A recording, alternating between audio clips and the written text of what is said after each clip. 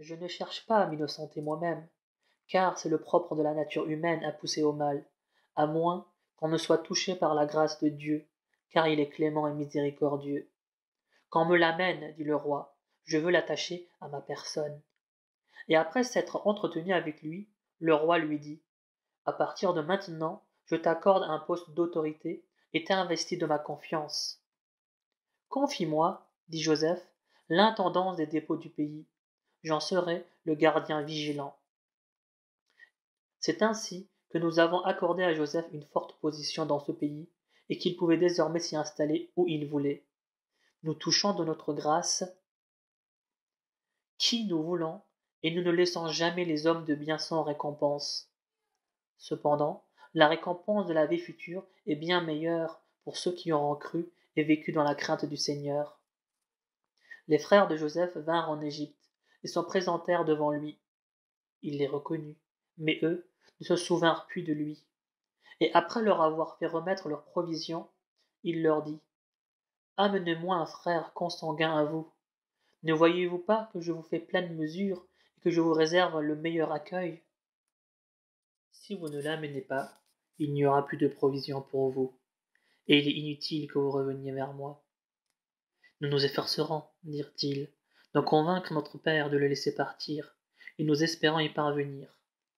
Puis Joseph dit à ses serviteurs: dissimulez dans leurs bagages les marchandises qu'ils avaient apportées. Peut-être que, en rentrant chez eux, ils s'en apercevront et que cela les incitera à revenir. De retour auprès de leur père, ils lui dirent: Père, on refuse de nous ravitailler à l'avenir si notre frère n'est pas avec nous. Envoie-le avec nous pour que nous obtenions des provisions. Nous en prendrons le plus grand soin. Le père répondit: vais-je vous le confier comme autrefois je vous ai confié son frère? Mais Dieu est le meilleur gardien, et il est le plus miséricordieux des miséricordieux. Et ayant déballé leurs bagages, ils trouvèrent que les marchandises qu'ils avaient troquées leur avaient été rendues. Père, dirent-ils, que pouvons-nous espérer de plus? Voilà que nos marchandises nous ont été rendues. Nous irons donc ravitailler les nôtres, tout en prenant soin de notre frère. Et cette fois-ci, nous rapporterons la charge d'un chameau de plus. C'est une charge facile à obtenir. Je ne l'enverrai avec vous, dit le père, que si vous vous engagez devant Dieu à me le ramener, à moins que vous ne soyez tous réduits à l'impuissance.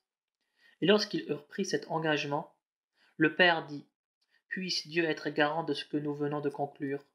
Puis il ajouta: mes enfants, n'entrez pas dans la cité où vous allez par la même porte, mais entrez par des portes différentes. Je ne puis cependant vous être d'aucun secours contre la volonté de Dieu, car c'est de lui que relève toute décision. Je mets donc ma confiance en lui, et c'est en lui que mettent leur confiance ceux qui se résignent. Ils entrèrent donc dans la ville, en suivant la recommandation de leur père, mais cela ne pouvait leur servir à rien contre les arrêts du Seigneur, et ne faisait qu'apaiser les inquiétudes de Jacob, car ce dernier savait tirer profit de la science que nous lui avions enseignée, ce que la plupart des hommes ne savent point. Lorsqu'ils se présentèrent devant Joseph, celui-ci prit à part son frère et lui dit: je suis ton frère, ne t'afflige pas de ce qu'ils m'ont fait autrefois. Et après leur avoir fourni leurs provisions, Joseph glissa dans les bagages de son jeune frère une coupe à boire. Puis, sur ses ordres, un héros se mit à crier: hé, caravaniers, vous êtes des voleurs! Se retournant, les fils de Jacob demandèrent: que cherchez-vous? Nous cherchons, leur dit-on, la coupe du roi. Quiconque la rapportera recevra une récompense en blé de la charge d'un chameau. Et le héros ajouta: je m'en porte garant. Par Dieu, répondirent les fils de Jacob, vous savez bien que nous ne sommes pas venus pour faire du mal, et que nous ne sommes pas des voleurs. Quelle sanction sera infligée aux voleurs s'il s'avère que vous avez menti? Dirent les autres. Celui, répondirent les frères de Joseph, dans les bagages duquel la coupe sera trouvée, vous sera livré lui-même à titre d'esclave. C'est ainsi que nous punissons les prévaricateurs. Joseph commença par fouiller les bagages des autres avant de passer à ceux de son frère, et il en retira la coupe. Nous avons suggéré à Joseph d'avoir recours à ce moyen, sans lequel il ne pouvait pas retenir son frère près de lui selon la loi du pays, à moins que Dieu ne l'eût voulu. Nous élevons en rang qui nous voulons. Mais au-dessus de tout savant, il y a celui dont la science n'a point de limite. Il n'est pas étonnant qu'il ait commis ce vol, dirent les frères de Joseph. Un frère à lui avait déjà commis un vol avant lui. Joseph garda pour lui cette réflexion, et ne dévoila guère ce qu'il en pensait, se contentant de dire en lui-même: Vous êtes encore plus mauvais que je ne croyais. Mais Dieu est le mieux informé de vos allégations. Ô Seigneur, dirent les fils de Jacob, le père de ce jeune homme est d'un âge très avancé. Prends l'un de nous à sa place. Nous voyons en toi un homme d'une grande bonté. À Dieu ne plaise, dit Joseph, que je retienne un autre que celui chez qui notre coupe a été trouvée. Nous serions alors vraiment injustes. Désespérant de le fléchir, les fils de Jacob se retirèrent pour se concerter. Oubliez-vous, dit l'aîné, que notre père nous a fait prendre un engagement devant Dieu. Oubliez-vous que vous avez déjà manqué à votre engagement en abandonnant Joseph auparavant? Je ne quitterai pas ce pays pour ma part, avant que mon père ne me le permette, ou que Dieu ne juge en ma faveur, car il est le meilleur des juges. Retournez chez votre père, et dites-lui: Ô père, ton fils a réellement volé. Nous ne te rapportons que ce dont nous avons été témoins, sans pouvoir répondre de ce qui a pu nous échapper. Interroge la ville où nous étions, ainsi que la caravane dans laquelle nous sommes arrivés. Tous te confirmeront que ce que nous disons est la vérité. C'est là, leur dit Jacob, un autre mauvais coup que vous avez monté vous-même. Je n'ai plus qu'à me résigner. Peut-être que Dieu me les rendra tous les deux, car il est omniscient et sage. Et il leur tourna le dos en soupirant. Que ma peine est grande pour Joseph. Et ses yeux devinrent aveugles par la suite de son affliction, car il avait de la peine à contenir sa douleur. Par Dieu, lui dirent ses enfants, tu ne cesseras donc jamais d'évoquer le souvenir de Joseph, jusqu'à en dépérir ou en mourir. C'est à Dieu seul, dit-il, que je confie ma tristesse et ma douleur, car je sais de la part de Dieu des choses que vous-même ne savez pas. Ô mes enfants, allez-vous-en enquérir de Joseph et de son frère, et ne désespérez point de la miséricorde de Dieu, car seuls les négateurs désespèrent de la bonté divine. De retour auprès de Joseph, ils lui dirent: Seigneur, le malheur s'est abattu sur nous et sur les nôtres. Nous ne pouvons t'offrir qu'une marchandise sans grande valeur. Fais-nous bonne mesure et sois charitable envers nous, car Dieu récompense toujours les gens charitables. Vous souvenez-vous, leur dit-il, de ce que vous avez fait de Joseph et de son frère quand vous étiez plongés dans l'ignorance? Serais-tu Joseph? dirent-ils. Oui, je suis Joseph, et celui-ci est mon frère, dit-il. Dieu nous a accordé sa faveur. Quiconque craint Dieu et se montre patient en reçoit la récompense, car Dieu ne frustre jamais les hommes de bien de leur récompense. Par Dieu, dirent-ils, Dieu t'a vraiment préféré à nous, et nous avons été coupables. Soyez sans crainte, leur dit Joseph, que Dieu vous pardonne, sa miséricorde n'a point d'égal. Emportez ma tunique que voici, et passez-la sur le visage de mon père. Il recouvrira la vue, et revenez avec tous les membres de votre famille.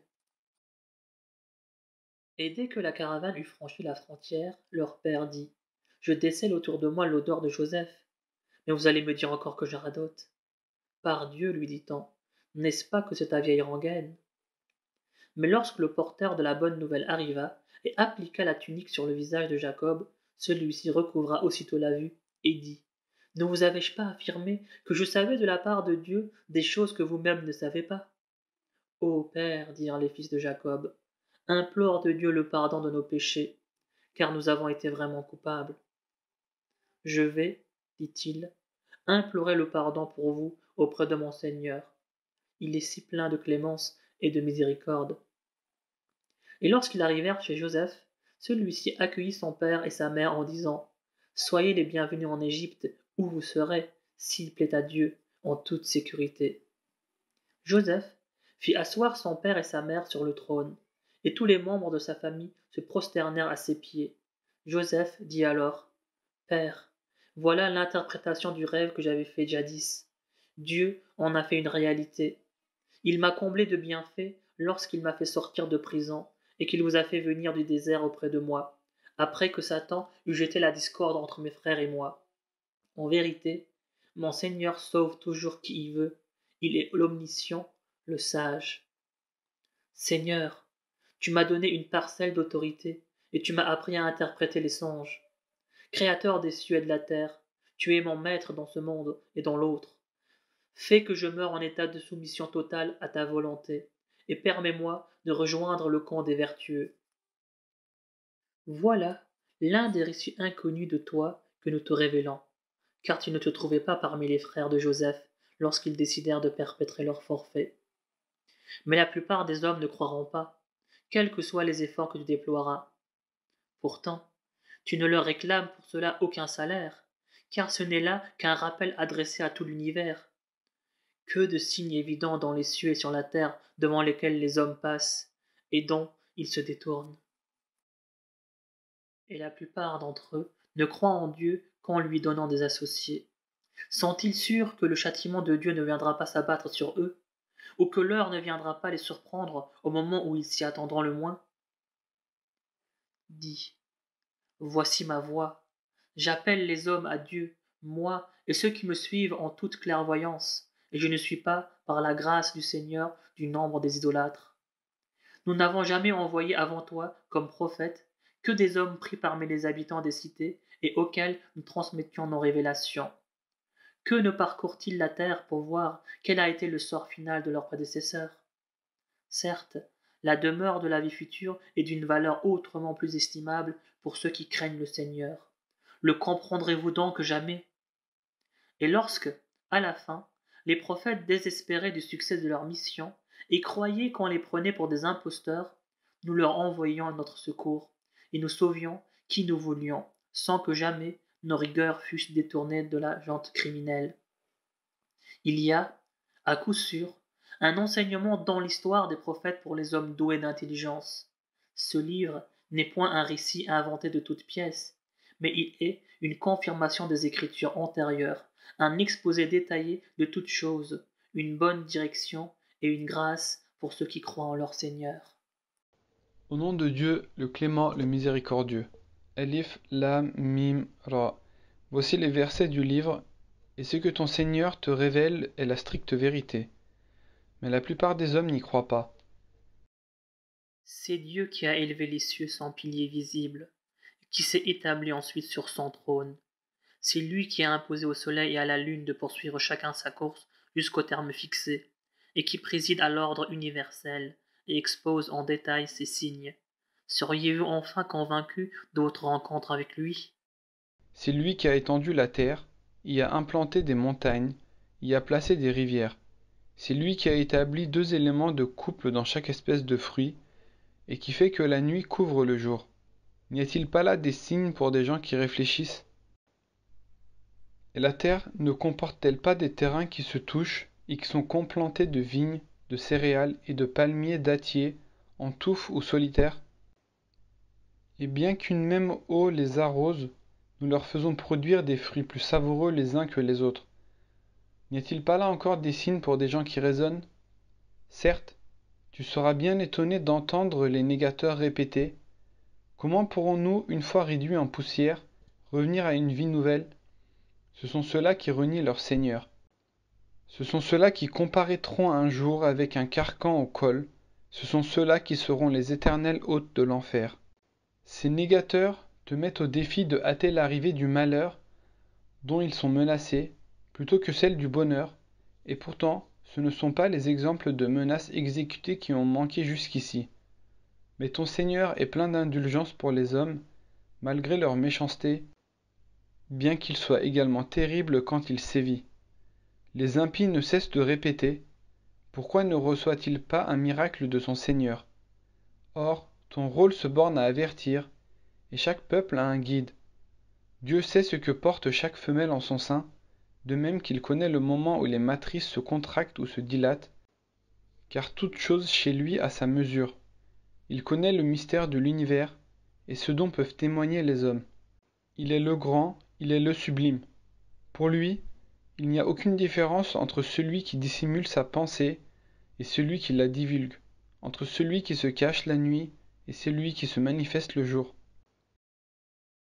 Des anges sont attachés à chaque être humain, et placés devant et derrière lui, le protègent sans cesse sur ordre du Seigneur.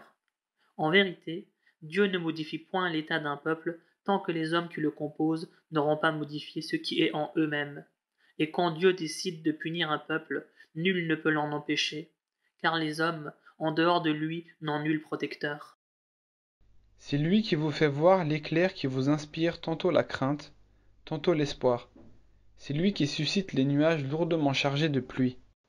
Et pendant que le tonnerre, en grondant, lui rend hommage et que les anges, en tremblant, célèbrent ses louanges, le Seigneur lance ses foudres pour atteindre qui il veut.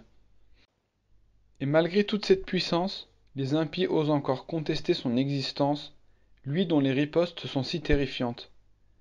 C'est lui seul qui est digne d'être invoqué, car ceux que les impies invoquent en dehors de lui ne peuvent exaucer aucune de leurs prières. De même que l'homme assoiffé qui se contente de tendre les deux mains vers l'eau ne réussira jamais à la faire parvenir à sa bouche. C'est ainsi que s'en vont en pure perte les prières des infidèles. Et c'est devant Dieu que se prosternent, bon gré mal gré, tous ceux qui sont dans les cieux et sur la terre, ainsi que leurs ombres qui s'inclinent devant lui matin et soir. Dis aux impies, qui est le maître des cieux et de la terre? Réponds, c'est Dieu bien sûr. Dis-leur, et malgré cela, prendrez-vous en dehors de lui des maîtres qui ne peuvent rien pour eux-mêmes, ni en bien, ni en mal? Dis-leur, peut-on confondre à ce point l'aveugle et le clairvoyant, ou comparer les ténèbres à la lumière? Ou aurait-il donné à Dieu des associés qui auraient créé comme lui-même a créé, en sorte que l'œuvre de ces derniers et celle de Dieu se seraient confondues dans leur esprit? Dis-leur, c'est Dieu qui est le créateur de toutes choses. Il est l'unique et le dominateur suprême. Il fait descendre du ciel de l'eau qui coule dans les vallées, à la mesure de leur capacité, et le courant charrie l'écume qui surnage, à l'image du laitier qui se dégage de la fonte des métaux dont on fabrique bijoux et ustensiles. Dieu use de cette image pour bien établir la différence qu'il y a entre le vrai et le faux, car l'écume inconsistante s'en va au rebut, tandis que ce qui est utile aux hommes se dépose sur le terrain. Ainsi, Dieu propose des paraboles utiles. À ceux qui répondent à l'appel de leur Seigneur sera offerte la félicité, tandis que ceux qui s'y refusent, dussent-ils offrir tous les trésors de la terre ou même en doubler la mise, ne seront jamais rachetés. L'heure du règlement des comptes sera pour eux pleine d'angoisse, et leur dernier refuge sera cette détestable demeure de souffrance qu'est la géhenne. Peut-on comparer à un aveugle celui qui est convaincu que ce que ton Seigneur t'a révélé représente bien la vérité? Mais seuls en saisissent le sens ceux qui sont doués d'intelligence, ceux qui respectent leur engagement envers Dieu et ne violent pas la foi jurée, ceux qui maintiennent les liens que Dieu a ordonné de maintenir, qui craignent leur Seigneur et redoutent une mauvaise reddition de leurs comptes, ceux qui se montrent patients pour être agréables à leur Seigneur, qui accomplissent la salate, qui font des prélèvements sur les biens que nous leur avons donnés, pour faire des aumônes en secret et en public, et qui repoussent le mal par le bien. À tout cela sont réservés, comme demeure finale, les jardins d'Éden, où ils entreront avec tous ceux de leur père, de leurs conjoints, et de leurs enfants qui auront accompli de bonnes œuvres. Et les anges accourront de tous côtés pour les recevoir. Que la paix soit avec vous, leur diront-ils. Recevez comme prix de votre patience cette belle demeure qui sera éternellement vôtre. Mais ceux qui violent le pacte de Dieu après s'y être engagés, qui brisent les liens que Dieu a ordonné de maintenir, qui sèment la corruption sur la terre, ceux-là seront maudits et voués à la plus détestable des demeures. Dieu prodigue ses dons ou les mesure à qui il veut. Ils se réjouissent de la vie de ce monde, alors que cette vie n'est qu'une jouissance éphémère par rapport à la vie future. Les négateurs disent: que n'a-t-on fait descendre sur lui un miracle de la part de son Seigneur? Dis: Dieu égare qui il veut et dirige vers lui ceux qui se repentent, ceux qui croient et qui s'apaisent au souvenir de Dieu. N'est-ce pas que c'est au souvenir de Dieu que s'apaisent les cœurs? Ceux qui croient et qui pratiquent les bonnes œuvres, à ceux-là la béatitude est la plus douce des retraites. C'est ainsi que nous t'envoyons à un peuple que d'autres peuples ont précédé, afin de leur transmettre le message que nous t'avons révélé, alors que ces gens se montrent incrédules à l'égard du Dieu de la bonté. Dis-leur, c'est lui mon Seigneur, il n'y a d'autre divinité que lui. C'est à lui que je me confie et c'est à lui que je ferai retour. S'il y avait un courant à soulever les montagnes, à disloquer les continents ou à faire parler les morts, ce serait bien celui-ci. Mais la décision finale appartient à Dieu en toutes choses. Les croyants ne savent-ils pas que si Dieu l'avait voulu, il aurait mis l'humanité tout entière sur le droit chemin? Cependant, les calamités ne cesseront d'atteindre les impies ou de s'abattre aux abords même de leur demeure en raison de leurs agissements jusqu'à ce que la promesse de Dieu s'accomplisse, car Dieu ne manque jamais à sa promesse. Avant toi, d'autres prophètes ont été tournés en dérision.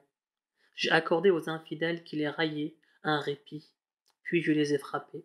Et quel ne fut point alors le châtiment que je leur ai infligé? Comment? Est-ce à celui qui lit dans chaque âme et sait ce qu'elle acquiert qu'ils osent donner des associés?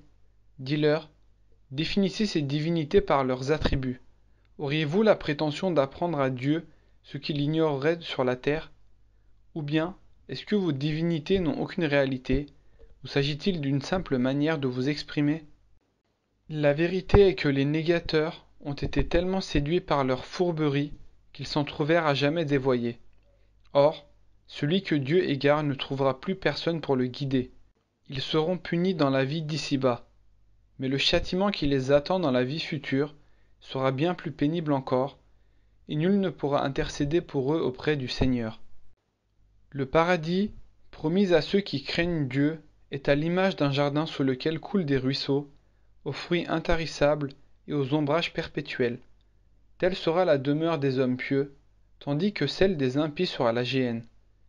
Ceux à qui nous avons donné les Écritures se réjouissent de ce qui t'est révélé, mais il est des factieux qui en rejettent une partie.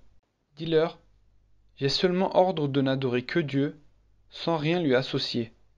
C'est à lui que j'appelle les hommes, et c'est vers lui que se fera mon retour. Ainsi, nous t'avons révélé en ce Coran un code de sagesse en langue arabe. Si tu cèdes à leurs chimères, après la science que tu as reçue, tu ne trouveras plus ni soutien ni protecteur contre ton Seigneur.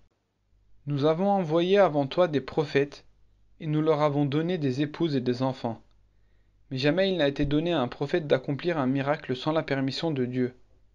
Chaque échéance a son terme prescrit.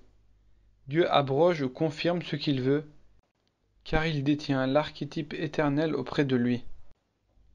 Que nous te fassions voir une partie de ce dont nous les menaçons, ou que nous te rappelions à nous, avant ce terme, ton seul devoir est de communiquer le message. Et c'est à nous ensuite de leur demander des comptes. Ne voit-il pas que nous asseyons la terre pour en rogner les extrémités? Dieu juge et ses arrêts sont sans appel, et il est prompt dans ses comptes. Ceux qui les ont devancés avaient eux aussi eu recours à des perfidies. Mais Dieu se joue de toutes les perfidies, car il sait ce que chaque âme acquiert, et les impies sauront bientôt à qui reviendra l'ultime demeure. Les impies disent, tu n'es pas un prophète.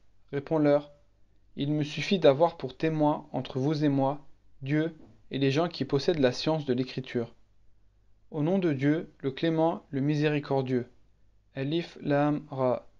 Nous te révélons ce livre pour que tu fasses sortir, avec la permission de leur Seigneur, les hommes des ténèbres vers la lumière, et les conduises dans la voie du Tout-Puissant, du digne de louange, la voie de Dieu à qui appartient ce qui est dans les cieux et sur la terre. Et malheur aux impies pour le supplice impitoyable qui les attend. Ceux qui préfèrent la vie d'ici-bas à la vie future, qui détournent leurs semblables de la voie du Seigneur, qu'ils cherchent à rendre tortueuse, ceux-là sont dans un profond égarement. Nous n'avons envoyé aucun prophète qui n'ait utilisé la langue de son peuple pour les éclairer. Après quoi, Dieu égare qui il veut et guide qui il veut. Il est le Tout-Puissant, le Sage. C'est ainsi que nous avons envoyé Moïse, muni de nos signes, en lui disant « Fais sortir ton peuple des ténèbres vers la lumière, et rappelle-leur les journées du Seigneur. » Il y a là assurément des signes pour celui qui se montre patient et reconnaissant. Et Moïse de dire à son peuple, rappelez-vous les bienfaits de Dieu envers vous lorsqu'il vous a délivré des gens de Pharaon, qui vous infligeaient les pires tourments en égorgeant vos fils et en épargnant vos filles. Ce fut là une terrible épreuve pour vous de la part de votre Seigneur. Votre Seigneur ne vous a-t-il pas prévenu en disant, j'augmenterai ma grâce si vous êtes reconnaissants, mais mon châtiment sera impitoyable si vous êtes infidèles. Et Moïse d'ajouter, seriez-vous infidèles, vous et tous ceux qui vivent sur la terre, sachez que Dieu se suffit à lui-même et qu'il est digne de louange. N'avez-vous pas été mis au courant de l'histoire des peuples qui vous ont précédés, du peuple de Noé, de Had, de Tamoud et de ceux qui vécurent après eux, et que seul Dieu connaît? Chaque fois que leurs prophètes se présentaient à eux avec des preuves évidentes, ils portaient leurs mains à leur bouche et s'écriaient, nous dénions absolument le message que vous êtes chargés de nous transmettre, car nous sommes dans un doute profond au sujet de vos exhortations. Leurs prophètes leur répondaient alors, est-il possible de douter de Dieu, le Créateur des cieux et de la terre, qui vous appelle pour absoudre une partie de vos péchés et vous laisser vivre jusqu'au terme fixé? Mais ces peuples répliquaient, vous n'êtes que des humains comme nous et votre seul but est de nous détacher du culte de nos ancêtres. Apportez-nous donc une preuve incontestable. Certes, nous ne sommes que des humains comme vous, reprenaient les prophètes, mais Dieu accorde sa grâce à qui il veut parmi ses serviteurs. Il n'est pas en notre pouvoir de vous fournir une preuve quelconque sans la permission du Seigneur. C'est en Dieu que les croyants doivent placer leur confiance. Et pourquoi ne mettrions-nous pas notre confiance en Dieu, lui qui nous a fait suivre les voies les plus salutaires? Aussi, sommes-nous décidés à supporter avec patience les outrages que vous nous faites subir, car ceux qui cherchent à se confier, c'est en Dieu qu'ils doivent placer leur confiance. Nous allons vous chasser de votre pays, dirent les païens à leurs prophètes, à moins que vous ne reveniez à notre religion. Le Seigneur révéla alors aux prophètes, nous anéantirons assurément les impies, et vous installerons dans le pays à leur place. Telle est la récompense de celui qui redoute ma puissance et craint ma menace. Les prophètes demandèrent alors à Dieu la victoire, et aussitôt tout tyran insolent fut déçu, en attendant de se retrouver en enfer où sa boisson sera faite d'eau fétide, qu'il tentera d'absorber à petites gorgées, et c'est avec peine qu'il pourra y arriver, et la mort l'assaillera de toutes parts, mais il n'en mourra pas pour autant, car il est appelé à subir un terrible châtiment. Les œuvres de ceux qui nient leur Seigneur sont semblables à de la cendre sur laquelle s'acharne le vent en un jour d'orage.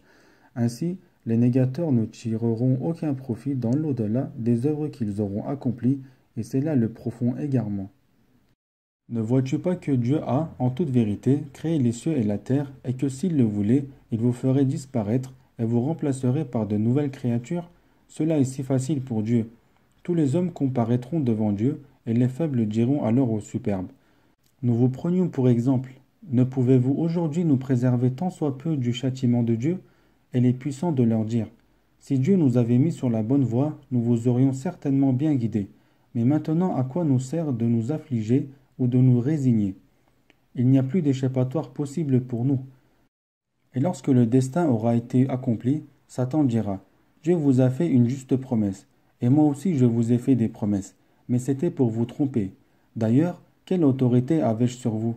Il m'a suffi de vous appeler pour que vous me suiviez. Ne vous en prenez donc pas à moi, ne vous en prenez qu'à vous-même. Je ne puis vous être d'aucun secours, et vous n'êtes pour moi d'aucune utilité.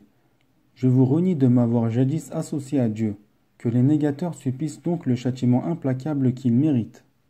Ceux qui, en revanche, auront cru et pratiqué de bonnes œuvres seront admis dans des jardins arrosés d'eau vive, et où leur séjour sera éternel par la volonté de leur Seigneur. Ils y seront accueillis par ces mots, paix à vous, salam. Vois-tu à quoi le Seigneur compare à titre d'exemple la bonne parole? C'est un bel arbre dont les racines se fixent solidement dans le sol et dont la ramure s'élance vers le ciel, en produisant, par la grâce de son Seigneur, des fruits à chaque instant. Dieu propose ainsi des paraboles aux hommes pour les amener à réfléchir. Au contraire, une méchante parole est semblable à un arbre nuisible qui se développe à ras du sol, sans jamais y avoir une attache solide. Dieu affermit ainsi les croyants par de fermes propos dans la vie présente et dans la vie future, et il égare les méchants, car sa volonté doit toujours s'accomplir. As-tu songé à ceux qui troquent les bienfaits de Dieu contre l'ingratitude et qui causent la perte de leur peuple en les exposant aux flammes ardentes de l'enfer? Et combien horrible sera leur séjour! Ils attribuent à Dieu des égaux afin de détourner de sa voie leurs semblables. Dis-leur, jouissez de cette vie éphémère, car votre destination finale sera l'enfer. Et recommande à mes serviteurs qui ont cru d'observer la salate et de faire l'aumône en secret et en public sur les biens que nous leur avons accordés avant que ne vienne un jour où il n'y aura plus ni rachat ni faveur. C'est Dieu qui a créé les cieux et la terre. C'est lui qui fait descendre du ciel une eau grâce à laquelle il fait produire des fruits pour vous nourrir. C'est lui qui a mis à votre service les vaisseaux qui, par son ordre, voguent sur la mer, comme il a mis à votre service les rivières. Et c'est pour vous aussi qu'il a assujetti le soleil et la lune à une gravitation perpétuelle, de même qu'il a mis à votre service la nuit et le jour. Il a accédé à presque toutes vos demandes, au point que si vous essayez de compter les bienfaits du Seigneur, vous ne sauriez les énumérer. Mais l'homme est pétri d'injustice et d'ingratitude. Seigneur, implora Abraham, fais de cette cité un havre de paix. Préserve-moi ainsi que ma descendance de l'adoration des idoles qui ont, Seigneur, égaré un grand nombre d'hommes. Quiconque me suivra sera des miens, mais quiconque me désobéira, Seigneur, tu es clément et miséricordieux. Seigneur, j'ai installé une partie de mes descendants dans une vallée sans culture auprès de ton oratoire sacré, afin, Seigneur, qu'ils puissent accomplir la salate. Seigneur, dispose en leur faveur les cœurs d'un certain nombre d'hommes.